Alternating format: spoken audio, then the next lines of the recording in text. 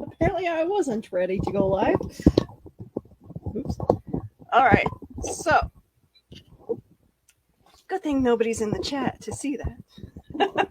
All right. So, as you guys can tell, new logo, new music, new look, kind of, sort of. Okay. So, in the future, my shows will now be more uh, pre-recorded, so that I can plan for any little mistakes. um, Reason for that is I'm no longer affiliated with Back of the Cereal Box. Um, we had some creative differences that I wasn't willing to agree with. Um,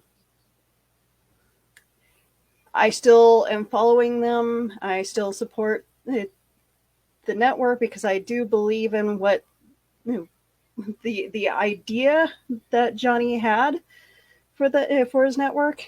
But just I support everybody who's still involved with Back of the Cereal Box. I love you guys. I'll miss you.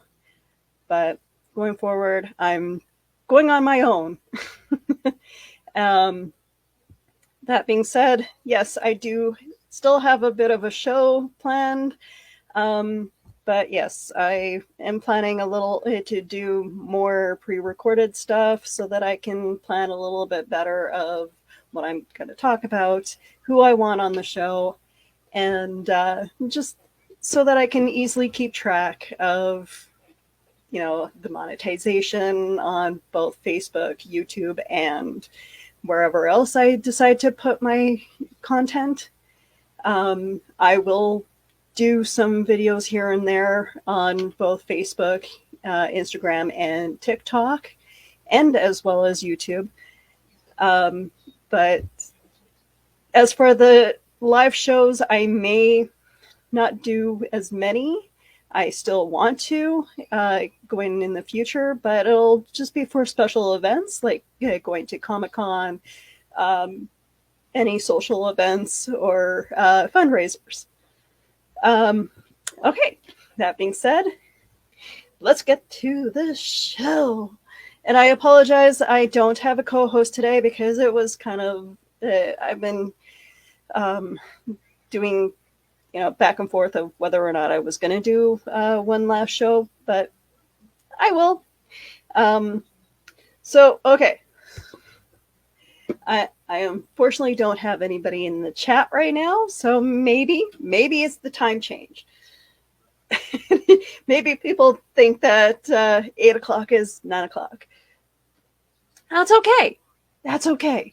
So today, my husband and I took a little stroll through the mall, and we did a little bit of shopping. I bought a new wok, and because the old one was starting to get a little tattered, and I bought a new dress. Unfortunately, I cannot show a picture of it, which is blowing my mind with the way that StreamYard has changed. We'll get on that in a moment on how you guys can help support the channel. That's also another reason why going to more of a pre-recorded venture is probably better for me right now. All right, so the dress I'm holding up is a plaid, kind of a poofy sleeved dress that will look very nice with a waist cincher corset. Anybody who is following my personal page, you guys can see that I bought it from Old Navy, and I love it. It's a beautiful dress. Also, yesterday, bought another outfit. The green outfit I'm wearing. I will post more pictures of those of the two other dresses that I bought. later. So yeah, follow me on Instagram. Make sure that you guys do so as well. So I'll get I'll let out all my personal um, all my all my information about social media in a moment. All right. Still nobody in the chat. Again, time change really sucks, doesn't it? Should we or shouldn't we X the time change? That's a good question because I'm living in Manitoba in Canada, middle of Canada. Saskatchewan doesn't have to do the time change. So, yeah, maybe there's something to that because I mean we're both farm community provinces. Makes me wonder why Saskatchewan is able to keep their times.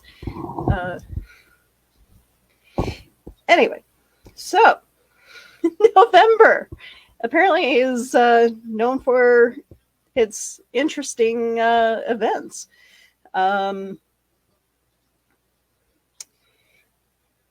Apparently, on November 2nd, 1957,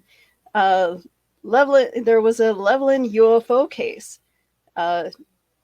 Texans, including fire chief and sheriff, see egg-shaped UFO. On November 2nd, 1957, the North Texas prairie town of Levelland, population around 10,000 at the time, was the scene of one of the better documented UFO incidences. Numerous witnesses reported seeing an extremely bright object, often described as egg-shaped and 100 feet long, often at or near the ground. Among the witnesses were many credible people, including the fire chief and the local sheriff. Some witnesses reported that the bright object landed or hovered on the road in front of their cars, causing the cars to experience electrical and motor problems such as dashboard gauges, lights going out in and out, engines sputtering, or even dying. Some witnesses reported a bright red object going across the sky at high speeds. You know, it's funny because yesterday, driving with my husband, we actually kind of experienced a little something like this, but we didn't see any egg-shaped UFOs. Our car, the blinker, the turn signal, decided to not work momentarily for us. Joe had to pull aside and turn the engine off and turn it back on, and apparently that fixed the issue. So I'm wondering if that would have fixed those issues that these people experienced. The U.S. Air Force was contacted and sent a team from Project Blue Book, which sounds like a good topic for a future episode. The U.S. Air Force was contacted and sent a team from Project Blue Book out to investigate. Project Blue Book was an ongoing Air Force investigation of UFO incidences from 1952 to 1970. Previous studies had been started in 1947. The investigation team discounted some of the witnesses as not reliable due to confession and or poor education, and their official conclusion was that the remaining witnesses had been experiencing ball lightning, also known as St. Elmo's fire, and not to be confused with the really bad movie of the 90s with a very catchy theme song. The weather that evening of the incident being ideal for it, that was their explanation for the visual phenomena as well as the effects on automobiles. Pretty much what they saw was like a glowing light surrounding an object. You guys can look it up on Wikipedia. It's not really that fascinating. Prior to closing Project Blue Book, the Air Force produced the Condon report summarizing the events that had been compiled and recorded, and concluded that there had been no evidence found of extraterrestrial activity. Critics of the investigation of the Loveland UFO and of Project Blue Book find it questionable that the Air Force did not interview 9 of the 15 witnesses, and the incident was not mentioned in the project's final report.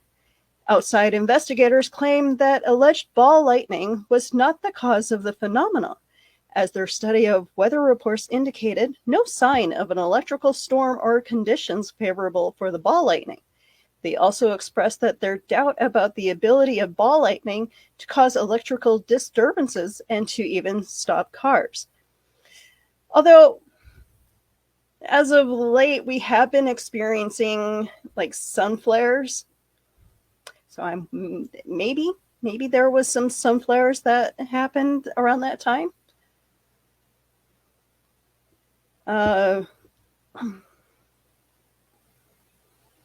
Yeah. So Project Blue Book. Should I really touch on St. Elmo's fire phenomena? Maybe. We'll see. You guys are going to love this. November 12th, 1933 was the first known photograph of the Loch Ness Monster. On November 12th, 1933, Hugh Gray took the first known photos of the Loch Ness Monster, which we've touched on in a previous episode of Cryptid Crunch, if those of you remember. I kind of recall that the loch was a little small, or to me it seemed a little small for a giant monster to be living in. And what people may have been seeing is during low tide, the formation of 3 rocks or giant boulders look like humps of what could be the Loch Ness Monster, minus the giant neck. I don't know. Maybe there was something there that made it look like there was a brontosaurus head sticking out. Who knows? All right. Outside of maybe Bigfoot, Nessie, the Loch Ness Monster, is probably the most well-known cryptid in the English-speaking world. Claims of the existence of this monster date back possibly as far back as St. Columba, December 7th, 521 AD to June 9th, 597 AD. According to legend, Columba helped rescue a man from a water beast in Scotland. Oh. I missed that little detail in the first story of Nessie, so maybe I will have to revisit. Of course, humans had not yet invented photographs, and so it would not be for another nearly millennia and a half until evidence of the monster outside of eyewitnesses' accounts would come about. To that end, Hugh Gray would achieve his place among the world's most famous photographers of cryptids for his encounter on November 12, 1933. After attending church, he walked along Loch Ness, eventually noticing something strange happening in the water. He claims that a massive creature then emerged, prompting him to take pictures, only one of which actually showed something upon being developed. The famous photograph shows what appears to be an elongated creature surfacing, possibly splashing about, thereby blurring the image, with possible flippers also identifiable. On the right side of the photograph, perhaps you can see what might be a head versus a tail on the left side. Or maybe it just shows a dog carrying a stick on its mouth, making its way to the water towards the cameraman. For better or worse, we have no definitive explanation of what it is actually in that photograph, but it was only the beginning. Throughout the 1930s and even in the present decade, more photographs and videos would emerge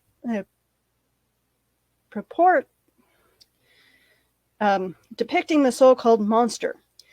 During the past 80 years, others would search for Nessie using everything from sonar to submersibles, and yet no irrefutable proof has yet materialized. Again, I believe it was low tide. They saw the 3 humps of the rocks or the boulders, and the brain just made up the rest. I don't know. I can't explain what the picture is actually of, because it's an old picture. All right. Oh, by the way, okay. So I'm reading this from from the website History and Headlines, which kind of throws in. I searched up paranormal happenings in November, and this is what came up. Okay, so some of the links that they tell you to look up, the creepiest videos on YouTube, part 3. I don't know if I want to trust that. Review of Thor Ragnarok, November 1st, 2017. No thanks. I've watched the movie. It was good. Don't get me wrong. But I'm more like, how does that fit in with paranormal? I don't know. November 3rd, 1954, Godzilla, the greatest movie monster of all time, is born.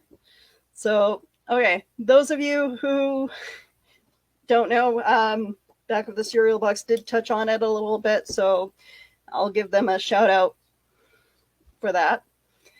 I don't know a whole lot about Godzilla. I love the movies, but I'm not like a total huge fan. So if you are a fan of Godzilla, check out the latest episode of Back of the Cereal Box. First known photograph of the Loch Ness Monster. Oh, yes, I got that. Oh, November 13th, 1974. The real Amityville Horror happened. On November 13th, 1974, the real story of the Amityville Horror began when Ronald DeFeo Jr. savagely murdered his entire family in the house featured in the popular horror story, which I've touched on in a previous episode of Cryptid Crunch. We all know the story behind the creepy kid ghost that was spotted. Yeah, that turns out that possibly may be fake.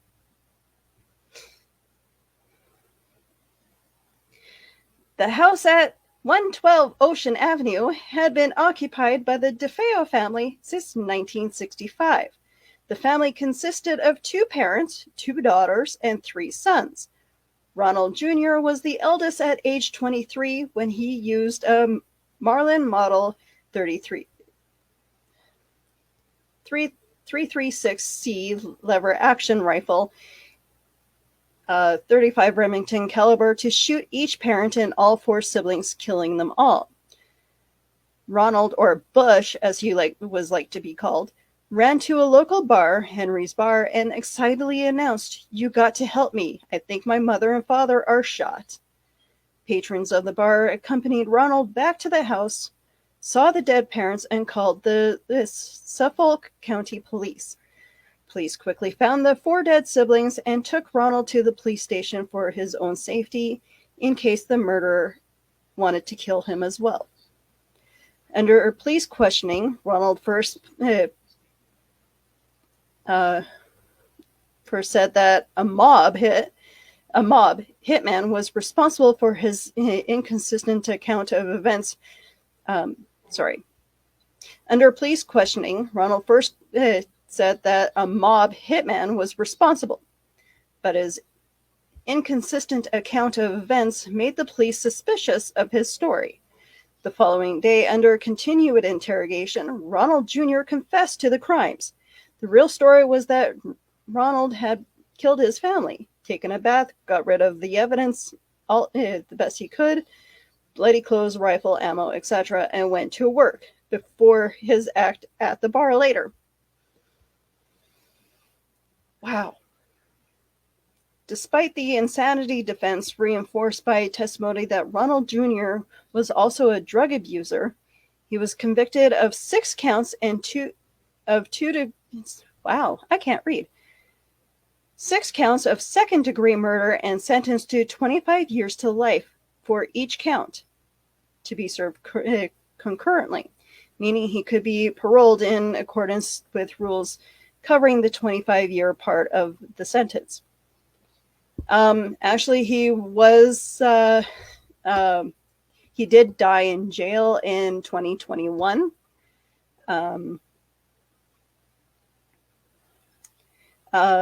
His parole was denied each time he had a parole hearing.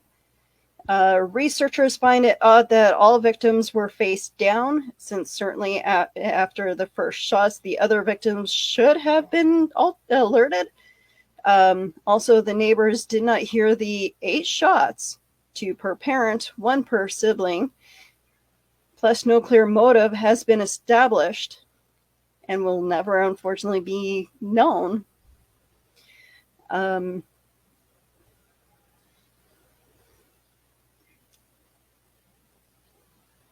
Ronald Jr.'s accounts have changed, he changed his story several times over the years.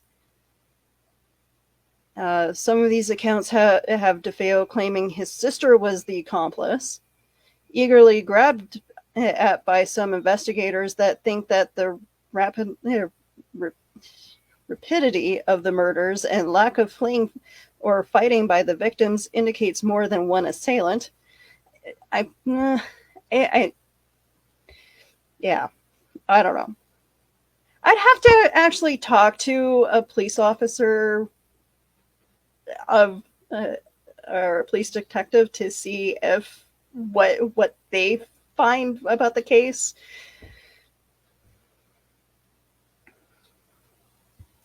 The idea that Ronald did it for insurance money stems from his asking a police officer early in the investigation how to make an insurance claim, but this theory is by no means definitive.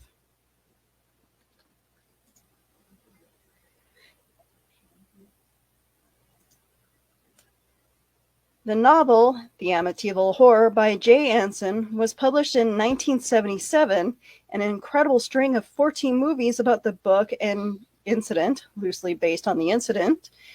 An alleged subsequent haunting of the house has been released from 1979 through, well, most recently, the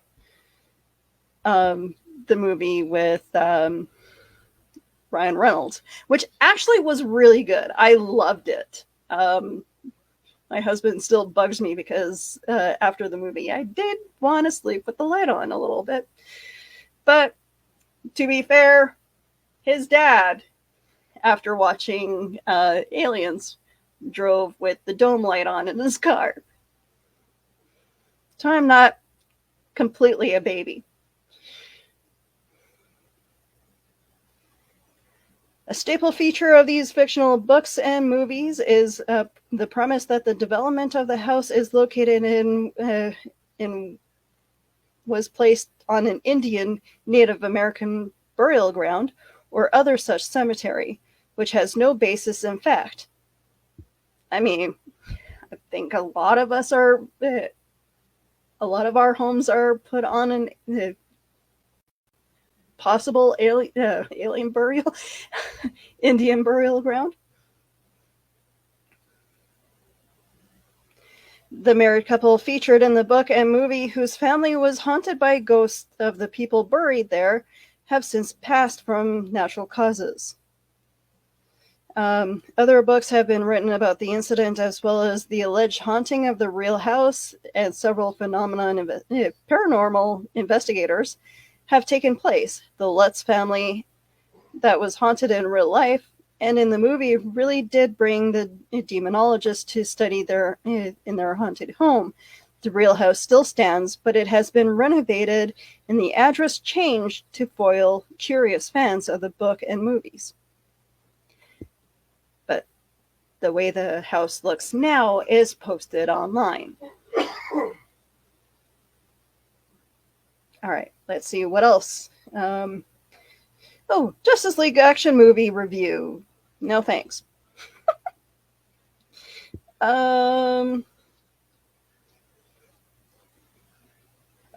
November 16th, 1974, humans attempt to communicate with aliens.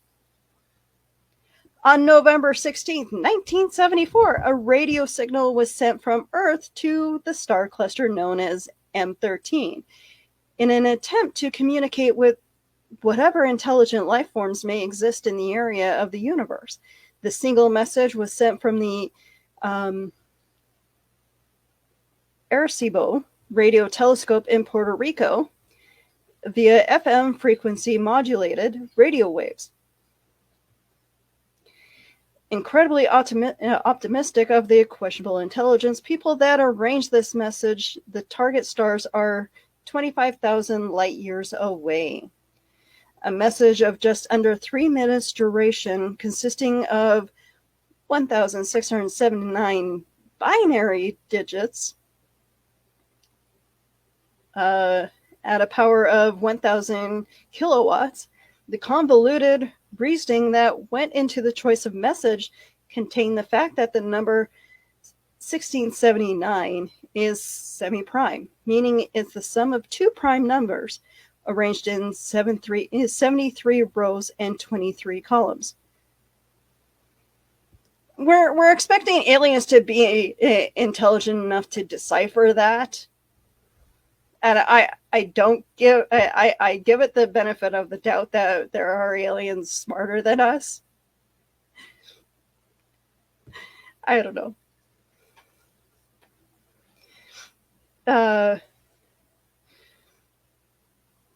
Believe it or not, the other way of arranging the digits in 23 rows and 73 columns is considered gibberish by the scientists. Scientists such as Dr. Frank Drake and Carl Sagan were consulted about forming the message, and elements of the message refer to the atomic numbers of the elements that make up DNA. Oxygen, carbon, hydrogen, nitrogen, and phosphorus. There are actually several more complicated messages contained in the numbers, which presumably any intelligent life form could figure out. Yeah, because if it was arranged in a different way, we may be telling them to go F themselves. Since the message will take 25,000 years to reach its intended targets, a reply would not reach Earth for a total of, this was done in, I'm not sure when this article came out. But yes, give or take 50,000 years, give or take a decade or so. Talk about optimism. Thus, the whole idea of the message is basically a self-gratifying stunt, showing the world how smart our scientists are. Which is why we should always be listening to our scientists. Of course, the question demands to be answered. Is it a good idea to try to communicate with beings in outer space? In 2010, Stephen Hawking, supposedly the smartest man on Earth, said that the idea is idiotic, as any alien life form advanced enough to receive correctly interpret, reply to, and perhaps travel to Earth would be all in probability enslave or destroy mankind. I, for one, welcome our alien overlords.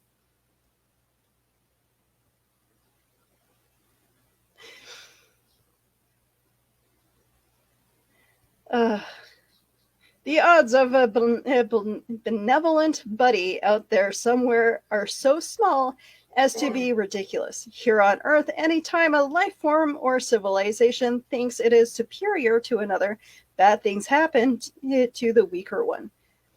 Ask Native Americans for proof. Many others, such as messages, have been sent by people into space, both intentional attempts to contact aliens and transmissions to and from our manned and unmanned spacecrafts. Plus, we have 2 astronauts stuck in our up in space right now. I mean, if there is alien life, it would be nice for them to, come help. In the Voyager interstellar spacecraft launch in 1977, golden records bearing information about Earth and mankind were included, so any aliens that happen upon the spaceships can learn all about where these spaceships come from. In fact, Pioneer 1 and Pioneer 2 also carried such time capsules and golden records. Thus, we have electronic and physical messages sent out willy-nilly into space with no idea whatsoever if it is a good idea or not. Makes my brain hurt. Well, if aliens do not have a record player or radios, all this effort would not matter. Yeah, we really need to figure out a better way to communicate with aliens because, maybe by now they're on a different audio wave. Maybe digital is the best way. I don't know. They may be too advanced even for digital.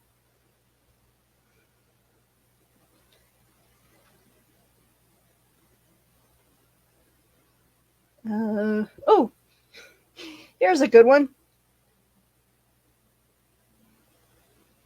November 23rd, 1953, UFO captures U.S. fighter jet.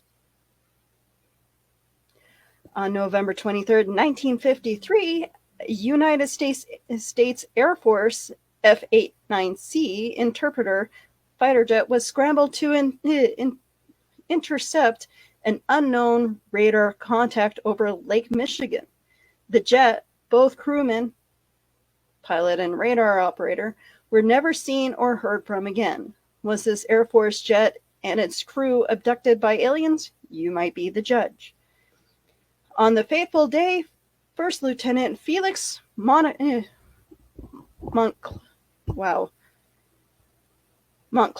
Jr. was the pilot, and Second Lieutenant Robert Wilson was the F-89's radar operator. The Northrop F-89 Scorpion was first-generation, well-weathered jet interceptor, powered by 2 turbojet. I am going to hear it from my husband later. 2 turbojet engines and capable of 635 miles per hour, able to intercept enemy bomber day or night in all weather, utilizing air-to-air guided missiles to shoot the enemy down, including the first air-to-air nuclear explosive missiles. All right, let's get to the point. Ground radar intercept controllers vectored the F-89 to the target blip and watched as the 2 blips on their screen merged into one over Lake Superior. They continued on as one blip until leaving the range of radar at Kinross Air Force Base in Upper Peninsula of Michigan. No other information about the fate of the F-89 and his crew is available. Initial explanations were that the unknown radar contact was a Canadian aircraft. I skipped something, though. The F-89 proved to be considerably faster than the Lockheed... Oh, I'm so sorry. Through all that technical babble, I definitely skipped something.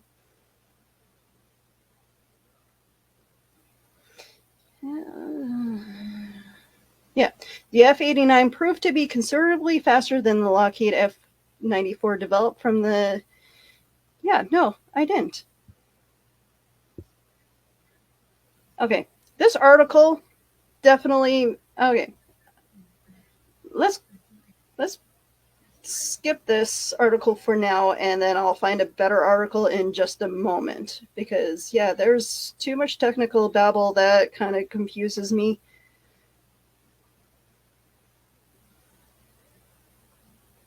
No, this is a good story. On November 26, 1977, the people of southern Britain were astonished to find their afternoon televisions hijacked by an entity claiming to be Vrillon. Vrillon. Some television viewers reported the entity's name to be Gillen or Astrion. Hijacking a television signal, even for only 6 minutes, 5:10 p.m. to 5:16 p.m. their time, is highly unusual to say the least. That the hijacker claimed to represent the Ashtar Galactic Command is even more bizarre. The hijacked signal came from the Huntington transmitter, a type of transmitter that does not receive its signal via cable, but rather one that rebroadcasts a signal sent from another transmitter. Thus, this particular transmitter is much more susceptible to being hijacked than a landline-fed transmitter. The hijacking was of the audio signal only, with normal video continuing during the incident. The buzzing voice of Vrillon, or whomever, told viewers that they have only a short time to learn to live together in peace, and that all your weapons of evil must be removed. I wonder if I can find.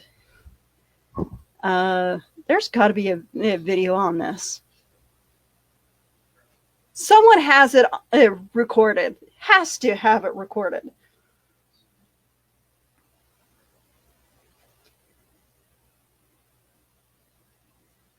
News of the event quickly spread throughout Britain and all over the world. British authorities were quick to declare the hijacking a hoax that had been perpetrated by someone with a radio transmitter that overrode the television signal. In spite of the quick explanation, no such hoaxers were found, and the perpetrator remains unknown to this day, unless, of course, it really was Ashtar Galactic Command. Today, true believers in the UFO community either believe the incident was a real alien interaction, or at least that it might have been. What do you guys think? Did they find the communications?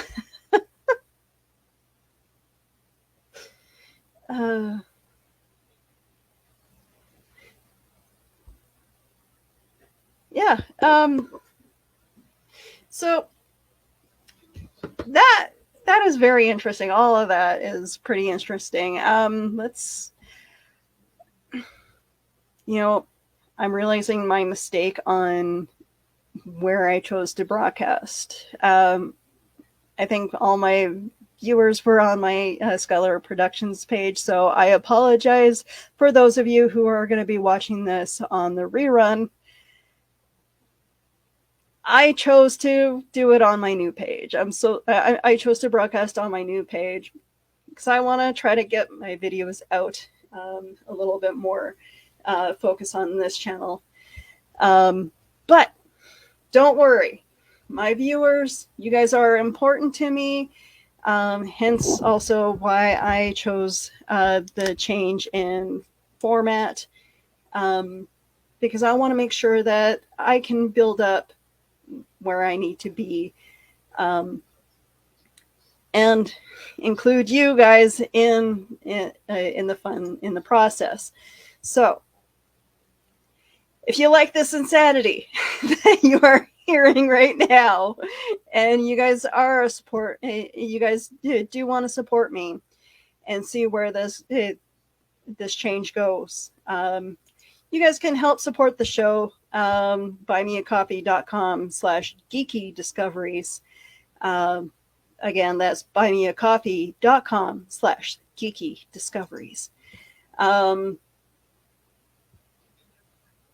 Excuse me. All right, let's look up one more time that fighter jet that disappeared. fighter jet.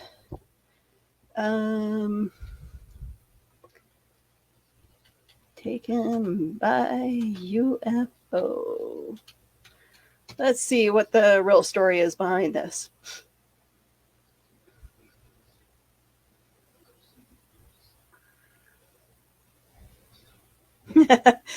Wow! Thank you, Google.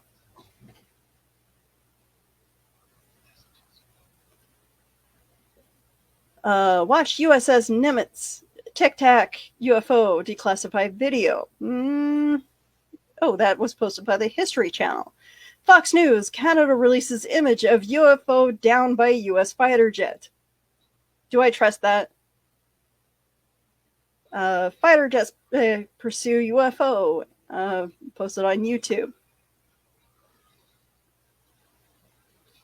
Pentagon UFO videos.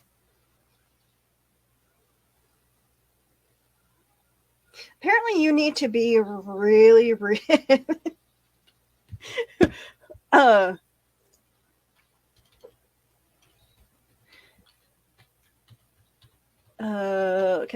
Fighter jet captured by UFO.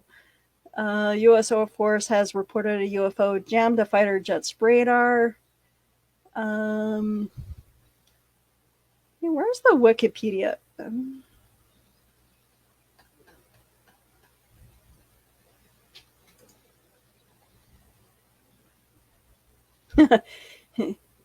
In February 2023, an F-22 Raptor shot down a UAP over the Yukon. That's good to know. 2 days before UAP-23, another UAP was shot down in U.S. airspace off the northern coast of Alaska. Lake Huron, a third UAP was shot down over Lake Huron on February 12th. Yeah. Those aren't what I'm looking for. Did they make this up?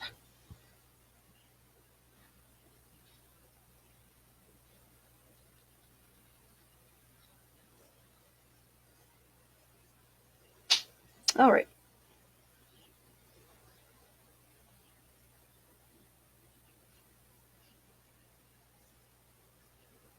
Oh. In 1968, parts of a jet aircraft were reportedly recovered on the shore of Lake Superior on the Canadian side, though the parts were not identified, and in any case, the Canadians deny having any such parts.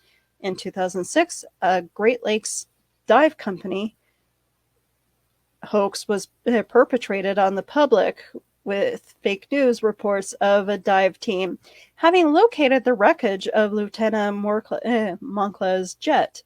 Expert salvagemen and UFO investigators alike have claimed the reports of finding the lost interceptor were indeed false.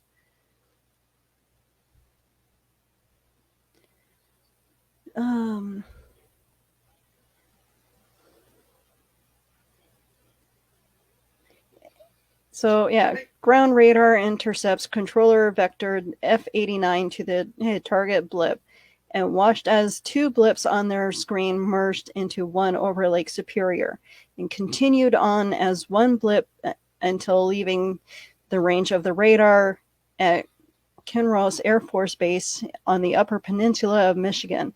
No other information about the fate of the F-89 and its crew is available. But, okay, so with all that, how do we know what actually happened then? We don't.